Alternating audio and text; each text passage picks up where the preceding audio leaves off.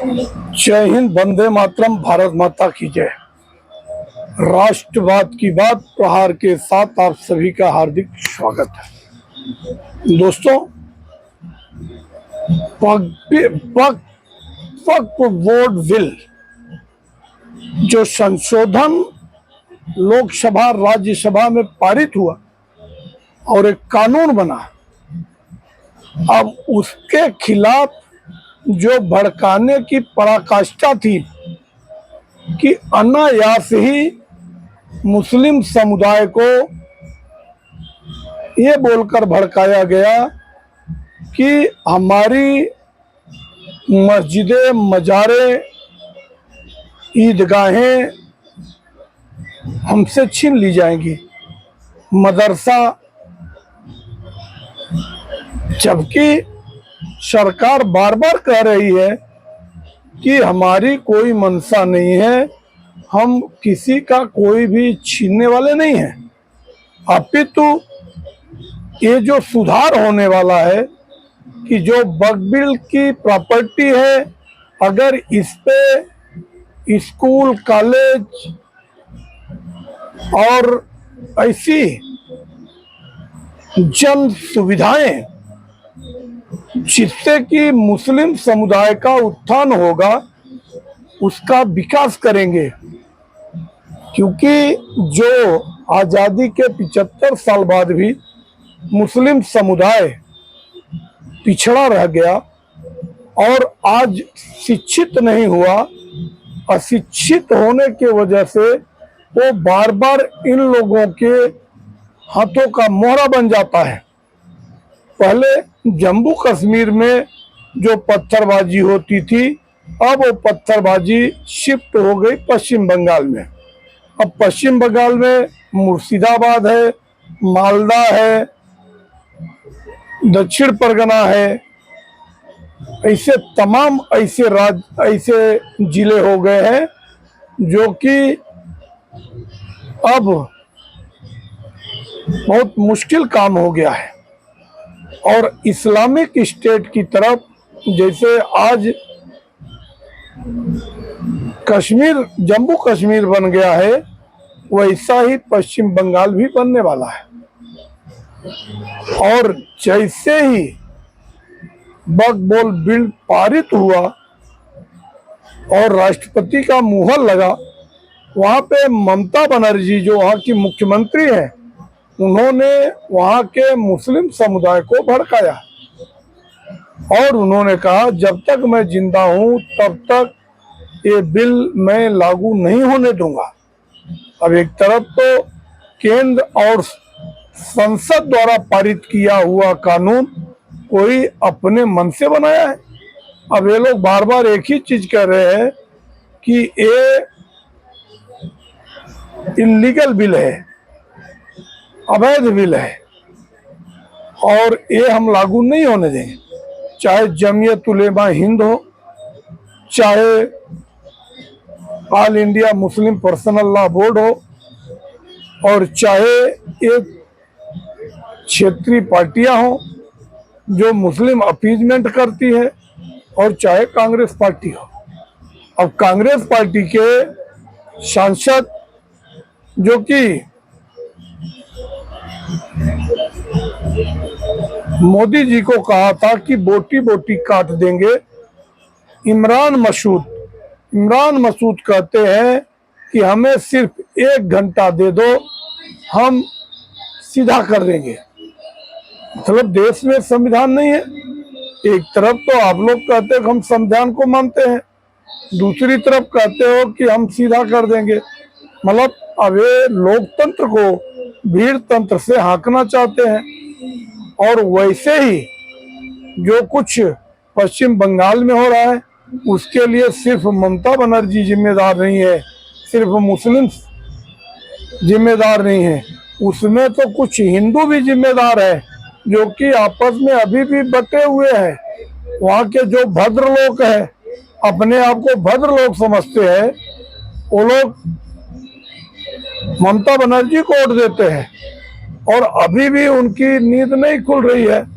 Same pattern 2021 में post poll alliance हुआ था, जबकि बीजेपी को वोट देने वाले को चिन्हित कर करके मारा गया था, उनको पलायन के लिए मजबूर किया गया था, उनकी बहन बेटियों की अस्मत लूटी गई थी और वही चीजें अब वापस चालू हो गई।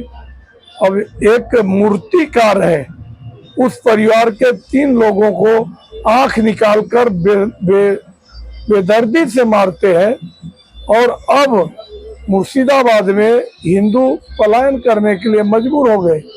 कम से कम 50 से अधिक परिवारों ने वहां से बोट पकड़ के निकल गए।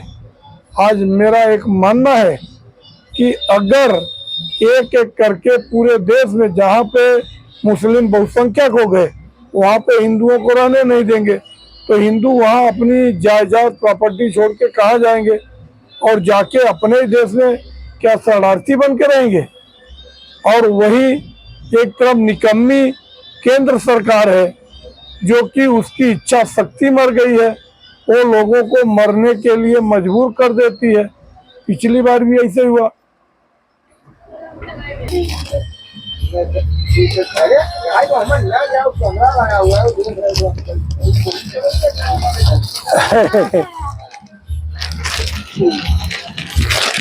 ये लो, ये देखो, दे देता हूँ बेटा, सस्ती है ना? ये देखो ना 1 रुपए की है ना? हाँ 1 रुपए। हाँ पापा 1 रुपया का, पापा 1 रुपया का नहीं, तो उसकी रात 1 रुपया वो गरम नहीं गया और वो छोड़ दे वो रही थी उनका। हाँ नहीं बोल रही थी। मैं ले ले, पैसा भी नहीं दे। ज्यादा देर भी काम करूँ बहुत तो पसंद है। सही है। हाँ इन्हें पसंद मालूम पकड़ा दो। हाँ ये इनका एक कलर में है, ऐसा लग रहा है ना ये पहले की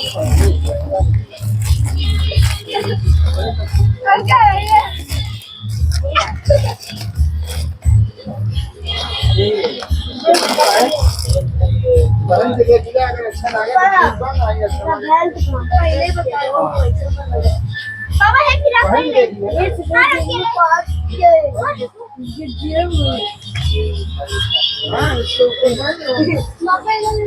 हाँ हाँ पहन लो ऊपर से। मोबाइल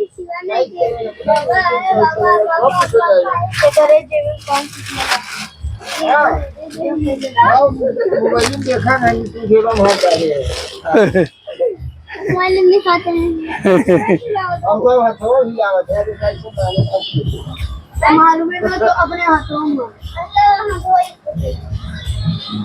ये सही हो जाएगी इसको, खरीदेंगे ये बात नहीं है। ये पेंसिल है उसको पहन इसके पहन के ना कुछ भी पहन सकती है। हाँ हाँ अगर एक बार ये नहीं है हाँ जींस पे भी पहन सकती है। जींस टॉप बन जाएगा हाँ जींस टॉप बन जाएगा तो लेंगे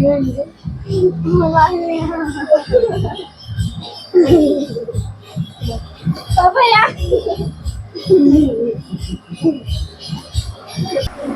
तो दोस्तों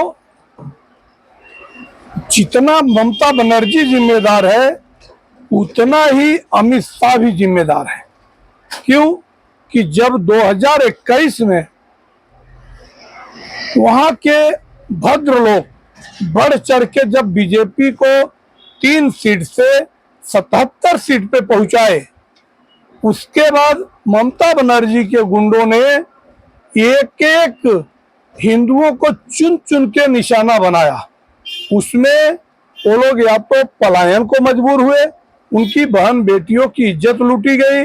इसके बाद संदेश खाली की घटना हुई। उसके बाद 2023 में जब नगर पालिका का चुनाव था उसमें भी उनके साथ ज्यादती हुई, नरसंहार हुआ। तो कहीं न कहीं भारतीय जनता पार्टी की उदासीनता, जो कि केंद्र में इतना पावरफुल होने के बाद भी अगर एक्शन नहीं लिया तो वहां के हिंदुओं का कहीं न कहीं मनोबल टूट गया।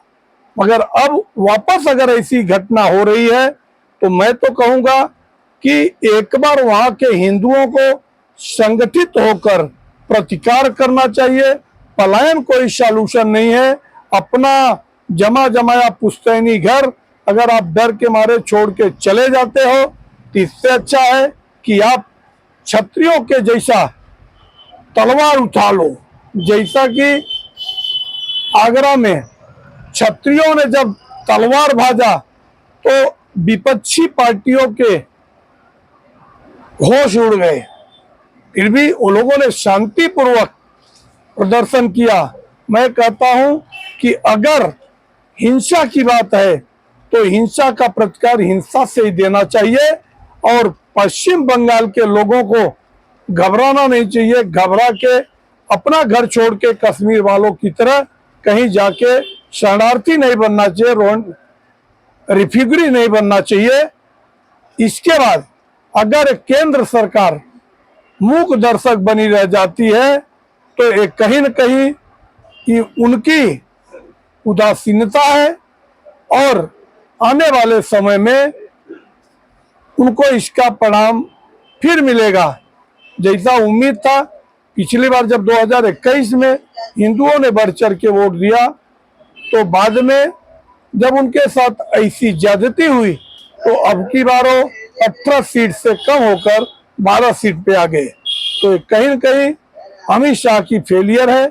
मैं कहता हूं अगर अमित शाह से लॉ एंड ऑर्डर अगर आपसे नहीं संभल रहा है, अगर पश्चिम बंगाल में ऐसी घटनाएं हो रही है मुर्शिदाबाद में जहां बांग्लादेशी और रोहिंग्या आके यहाँ पे राज करना चाहते हैं और अगर आप नाकाम साबित हो रहे हैं तो आपको इस्तीफा दे देना चाहिए।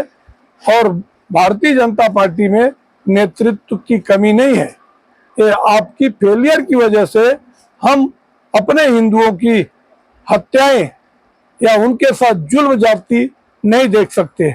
और ऐसा ना हो कि पूरे देश से हिंदू एकजुट होकर अगर वहां पे आ गए तो फिर उन लोगों को छोड़कर बांग्लादेश ही भागना पड़ेगा। तो अगर मुल्क को अपना समझते हो, किसी के बहकावे में नहीं आकर, ये वक्फ बोर्ड अमेंडमेंट बिल कोई आपकी प्रॉपर्टी संपत्ति नहीं छीनती है। हाँ, अगर जो इसमें भूमाफिया है, जो घोटालेबाज है, जो करोड़ों की संपत्ति लूट के दबा के रखा है, उनके साथ ही ज्यादती होगी और उन गरीब और पसमानदा मुसलमानों को न्याय मिलेगा। अगर आप लोगों को हमारा विश्लेषण अच्छा लगे आप हमारे कमेंट सेक्शन में आके अपने विचार रखें और हमारे चैनल को सब्सक्राइब करें। जय हिंद, वंदे मातरम, भारत माता की जय। और मैं मुखर होकर आप लोगों की आवाज उठाते रहूंगा। धन्यवाद।